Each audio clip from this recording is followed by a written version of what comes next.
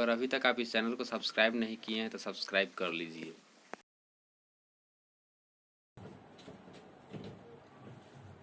Tense का हिंदी होता है काल। टेंस 3 प्रकार के होता है।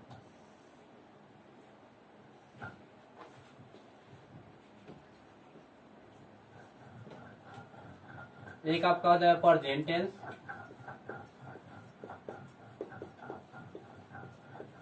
दूसरा आपका हो जाएगा पास्ट टेंस,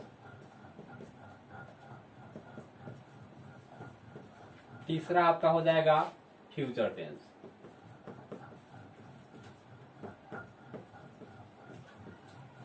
प्रेजेंट टेंस का हिंदी हो जाएगा वर्तमान काल।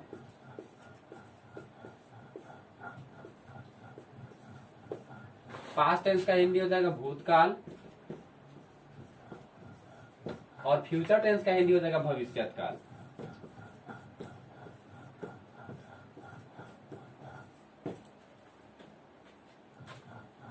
तो टेंस के तीनों प्रकार का नाम हुआ। अब जो है ना देखेंगे प्रेजेंट टेंस।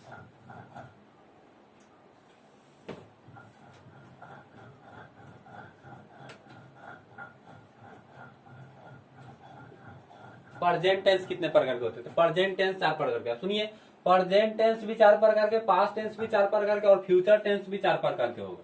तो आप लोग पहले प्रेजेंट टेंस के बारे में देखेंगे। एक नंबर में हो जाएगा simple present tense. Simple present tense.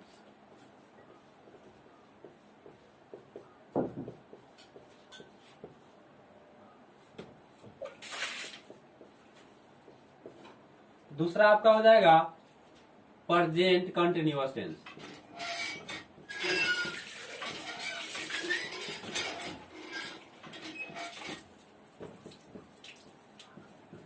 तीसरा आपका हो जाएगा प्रेजेंट परफेक्ट टेंस।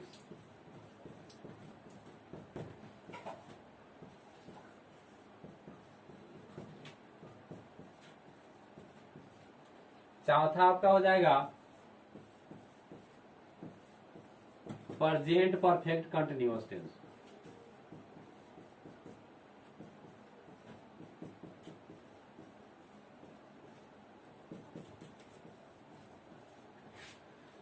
तो ये प्रेजेंट टेंस के चारों प्रकार का नाम हुआ। सेम उसी तरह से पास्ट टेंस के भी 4 प्रकार होंगे और फ्यूचर टेंस का भी 4 प्रकार होंगे। तो अगर पास्ट टेंस के चारों प्रकार का नाम अगर कहा जाए तो केवल प्रेजेंट के जगह पर पास्ट अगर रख दीजिएगा आप, प्रेजेंट के जगह पर पास्ट रख दीजिएगा तो आपका जो है ना ये पास्ट टेंस के चारों जो है ना पार्ट का नाम हो जाएगा। जैसे यहाँ पर पास्ट के भी बताना है, पास्ट के बताना है तो सिंपल पास्ट टेंस। यहाँ बोलेंगे पास्ट, प्रेजेंट के जगह पास्ट लगा देंगे प्रेजेंट अति past continuous tense, past perfect tense, past perfect continuous tense. तो ये आपका पास्ट के लिए हो जाएगा। और वही जो है ना प्रेजेंट के जगह पर अगर आप फ्यूचर लगा दीजिएगा तो आपका ये जो है ना फ्यूचर टेंस के चारों प्रकार का नाम हो जाएगा। जैसे बोलिए यहाँ simple future tense, future continuous tense, future perfect tense, future perfect continuous tense. ये हो गया। तो इस तरह से समझिए आपको जो है ना टेंस का तीनों प्रकार और जो है ना प्रत्येक के चारों प्रकार का जो है ना नाम याद हो गया। अब जो है ना देखेंगे सिंपल प्रेजेंट टेंस के बारे में कि सिंपल प्रेजेंट टेंस क्या होता है।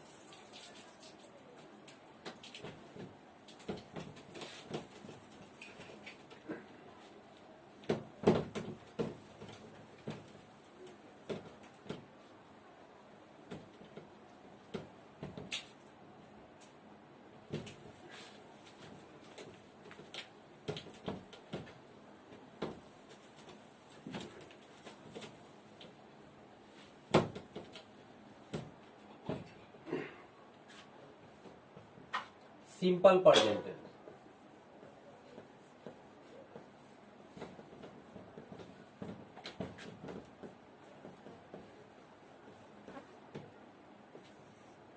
इसका पहचान होता है जिस हिंदी क्रिया के अंत में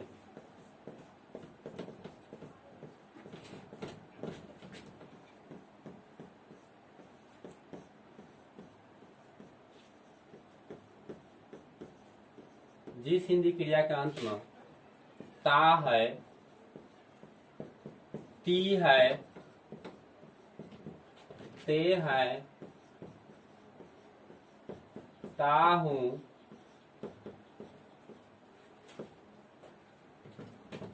पी हूं इत्यादि हो तो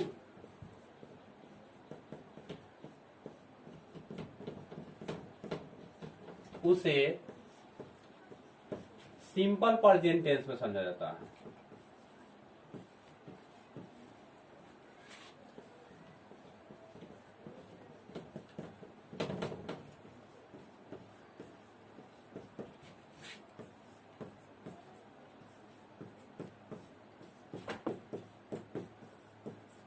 हो गया। तो ये हुआ आपका सिंपल प्रेजेंट टेंस के बारे में। सीधी से आप लोगों को ध्यान रखना एक बार कि कोई भी ट्रांसलेशन दिया हो जो टेंस का हो, उसके अंत में देखना है ती है, ता है, ती है, ते है, ता हूं, ती हूं, इस तरह से हो तो समझ लीजिए कि वो कौन टेंस है, सिंपल प्रेजेंट टेंस है। अब इसका स्ट्रक्चर क्या होता है, ट्रांसलेशन बनाने का नियम क्या होता है, ये देखिएगा। स्ट्रक्चर STRUCTURE,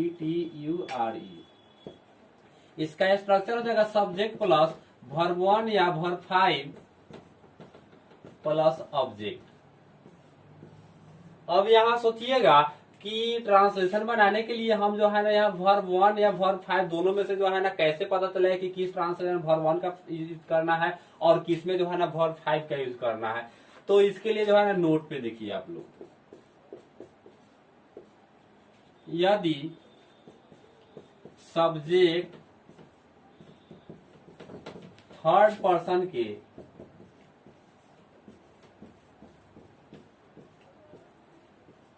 सिंगुलर नंबर में हो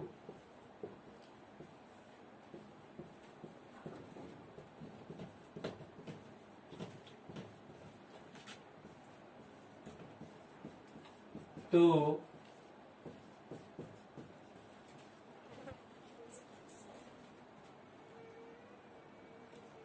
उसमें वर्ब 5 का प्रयोग किया जाता है।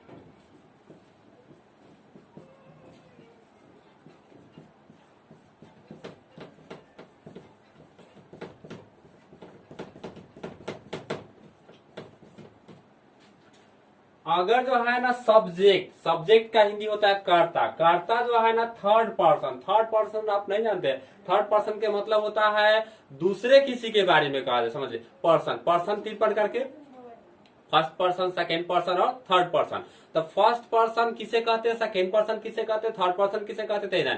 फर्स्ट पर्सन जो है ना बोलने वाले को कहते हैं और सेकेंड पर्सन सुनने वाले को, और दूसरे किसी के बारे में कहा जाए उसको जो है ना हम थर्ड पर्सन कहते हैं।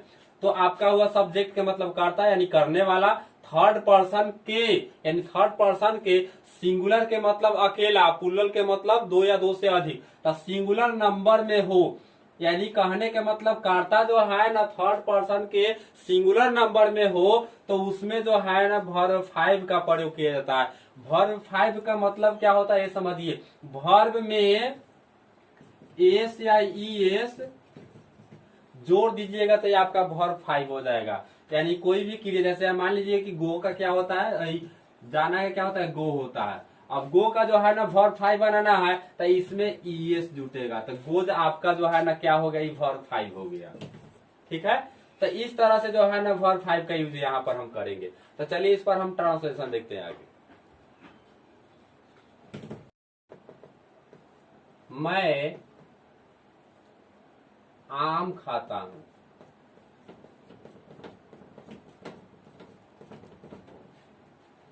तो यहाँ देखिए मैं जो है ना आपका सब्जेक्ट है, सब्जेक्ट का हिंदी होता है कर्ता।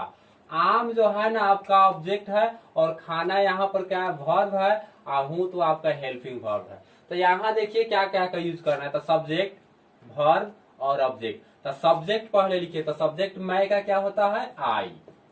फिर वर्ब दोनों में से अब किसका प्रयोग होगा, तो ये बताइए कि मैं जो है ना फर्स्ट पर्सन के सिंगुलर नंबर में है, फर्स्ट पर्सन है या सेकेंड पर्सन है या थर्ड पर्सन है, बताइए।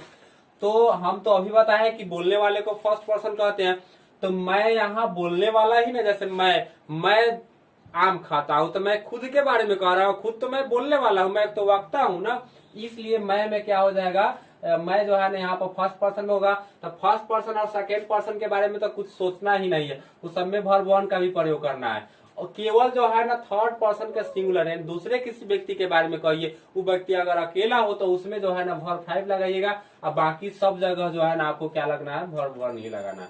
तो यहाँ देखिए मैं का हो गया। अब यहाँ वर्ब वन जो है ना क्या होगा, वर्ब क्या होगा, खाना। तो खाना है क्या होता है, ईट। अब खाता हूं, मैं खाता हूं, लेकिन क्या खाता हूं, तो आम। तो ऑब्जेक्ट यहाँ पर क्या हो जाएगा, आम। तो यहाँ हो जाएगा ए मैंगो।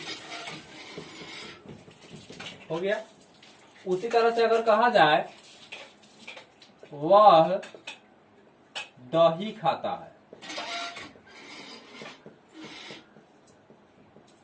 तो वह का क्या हो जाएगा, ही। अब जो है ना खाना का ईट, लेकिन अब देखना है कि वह जो है ना कौन पर्सन में है। तो वह जो है ना, हम आपसे कह रहे हैं कि वह दही खाता है, तो वह तो दूसरा व्यक्ति है ना, और वह कहने से अकेला का बोध होता है। तो इसके मतलब ये हुआ कि ये जो है ना थर्ड पर्सन का सिंगुलर नंबर में है, यानी इसमें एस या एस जो है ना जुटेगा। तो ही हो गया। और खाना है क्या होता है, ईट होता है। और सोचिए ईट में जो है ना क्या जुटेगा, तो एस जुटेगा। तो ईट्स हो जाएगा आपका। अब क्या खाता तो है, लेकिन क्या खाता है, दही। तो दही का कर्ड हो जाएगा। हो गया। उसी तरह से आगे देखेंगे, राम घर जाता है।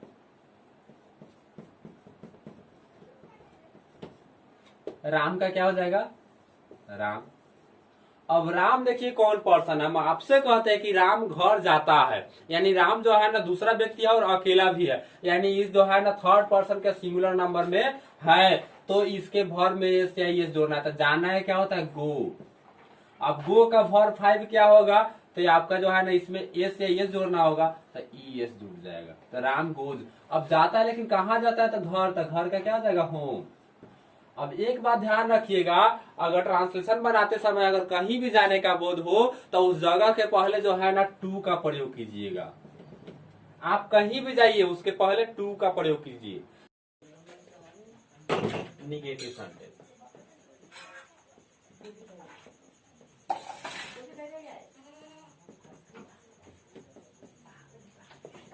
इसका स्ट्रक्चर हो जाएगा सब्जेक्ट प्लस डू या does plus not plus verb one plus object. इसी स्ट्रक्चर पर जो है ना आप लोग क्या करेंगे, बनाएंगे। एग्जाम्पल के रूप में देखेंगे, मैं स्कूल नहीं जाता हूं।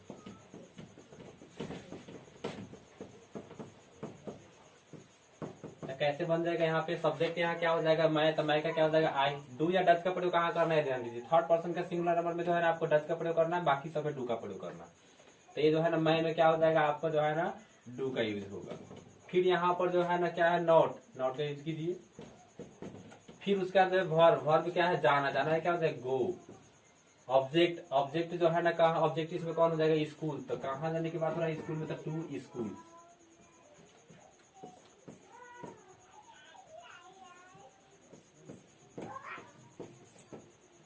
कहीं भी जाना उसके पहले जो है ना टू लगा के जाना है। तो यहाँ भी स्कूल जाने की बात हो रहा है, तो स्कूल के पहले क्या हो जाएगा, टू हो जाएगा। अगला एग्जाम्पल के रूप में देखेंगे, वह अंग्रेजी नहीं पढ़ता।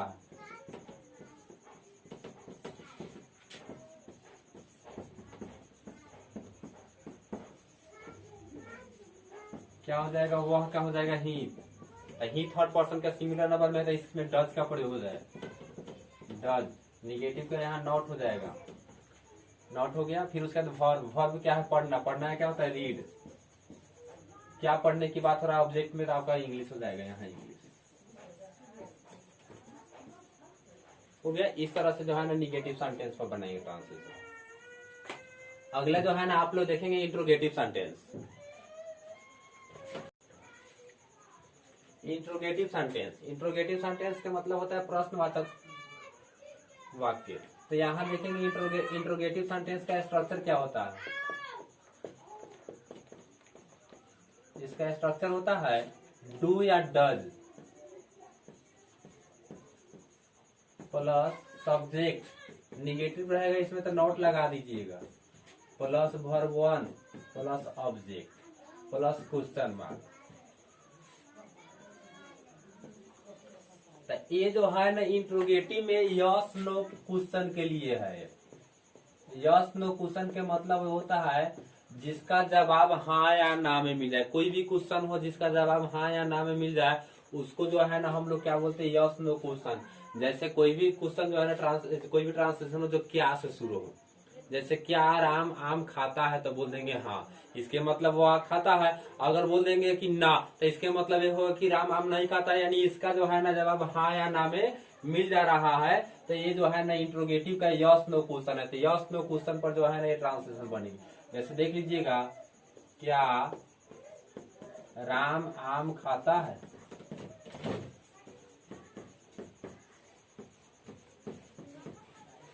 तो कैसे बनेगा, पहले डू या डज, तो डू लगेगा कि डज का प्रयोग होगा राम में, तो राम तो थर्ड पर्सन का सिंगुलर नंबर में है, तो यहाँ पर डज का प्रयोग होगा, डज। फिर उसके बाद में जो है ना सब्जेक्ट क्या हो जाएगा, राम हो जाएगा। नहीं का प्रयोग इसमें नहीं है, तो नॉट नहीं लगाएंगे। वर्ब क्या है, तो वर्ब यहाँ खाना, था खाना क्या हो जाएगा, ईट। ऑब्जेक्ट क्या है, तो मैंगो, तो ए मैंगो का यूज करेंगे, क्वेश्चन मार्क हो गया। इसी तरह से एक और एग्जांपल के रूप में देखेंगे, क्या वे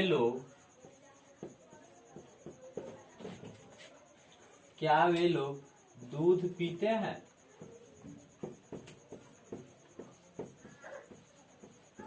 तो इसका कैसे ट्रांसलेशन बनेगा, तो वे लोग है, तो वे लोग में देखिए डज का प्रयोग होगा कि डू का प्रयोग होगा। तो वे लोग तो थर्ड पर्सन में है, लेकिन सिंगुलर नहीं है, प्लूरल है, दो या दो से अधिक का बोध हो रहा है वे लोग कहने से, तो इसमें जो है ना डज का प्रयोग ना होगा बल्कि डू का प्रयोग होगा, डू। और वे लोग का क्या होता है, तो दे हो जाएगा, दे। सब्जेक्ट इसमें दे हो गया, फिर उसका नॉट, नहीं इसमें नहीं ना, तो नॉट का प्रयोग नहीं होगा। फिर उसका जो है ना वर्ब क्या है, पीना, तो पीना क्या होता है, ड्रिंक, DRINK, ड्रिंक। उसके बाद पीने की बात हो रहा है, लेकिन क्या पीने की बात हो रहा है, ऑब्जेक्ट, तो ऑब्जेक्ट में क्या हो जाएगा, मिल्क हो जाएगा, क्वेश्चन मार्क। एक और जो है ना इसमें निगेटिव का साथ वाला देख लीजिए, जैसे क्या वह नहीं पढ़ता है,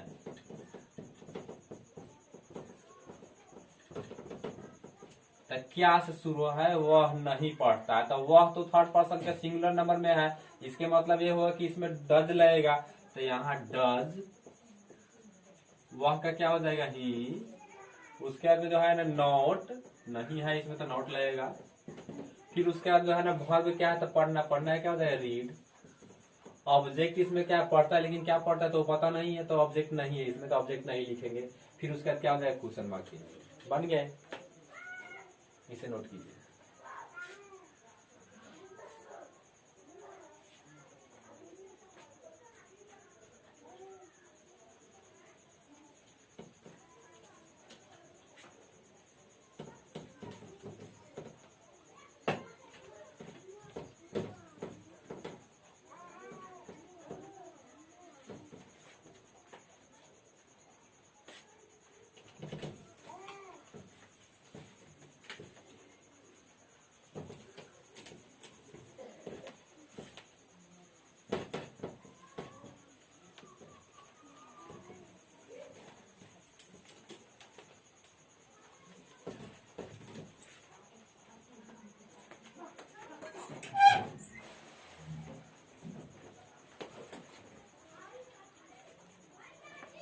अब आप लोग देखेंगे इंट्रोगेटिव का WH वर्ड,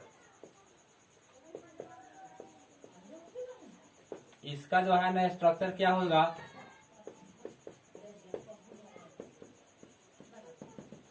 इसका स्ट्रक्चर हो जाएगा WH वर्ड प्लस डू या डज प्लस सब्जेक्ट प्लस, अगर निगेटिव होगा इसमें नॉट का प्रयोग होगा तो नॉट लगा देंगे, plus verb 1 plus object plus question mark, यही इसका स्ट्रक्चर होगा। अब इस पर ट्रांसलेट WH वर्ड के मतलब क्या होता है, अब क्या क्यों कैसे जो है ना अगर किसी ट्रांसलेशन के बीच में हो तो वो जो है ना WH वर्ड होगा। अब WH क्वेश्चन होगा तो उसका बनाने का स्ट्रक्चर यही होगा कि WH वर्ड को पहले खींच लेंगे पहले, और फिर डू या डज का प्रयोग करेंगे, फिर उसका सब्जेक्ट का प्रयोग करेंगे, निगेटिव होगा तो नॉट का प्रयोग करेंगे, और नहीं होगा तो फिर उसका क्या करेंगे, वर्ब 1 का, फिर ऑब्जेक्ट का, फिर क्वेश्चन मार्क का प्रयोग करेंगे। एग्जाम्पल के रूप में देखेंगे, वे लोग स्कूल क्यों नहीं जाते हैं, स्कूल क्यों नहीं जाते हैं।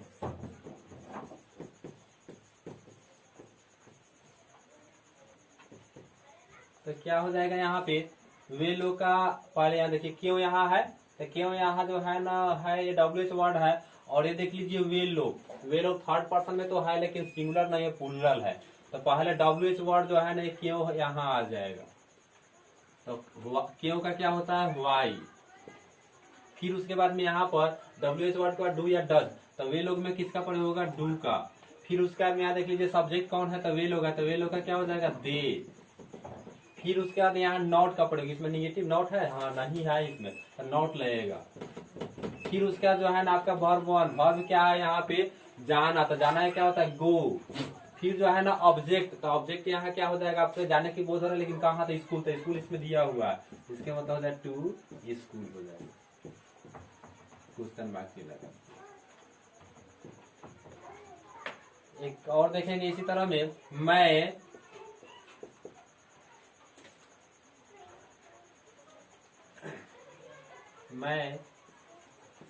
घर कब नहीं जाता हूँ,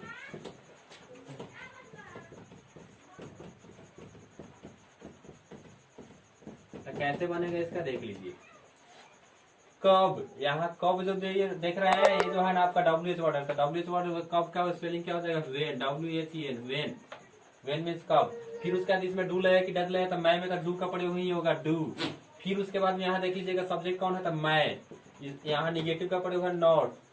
फिर उसका जो है ना वर्ब, वर्ब क्या है जाना, जाना है क्या हो जाएगा गो। अब कहाँ जाने की बोल रहा है, तो घर पे, तो यहाँ टू होम हो जाएगा। फिर यहाँ क्वेश्चन मार्क बन गया।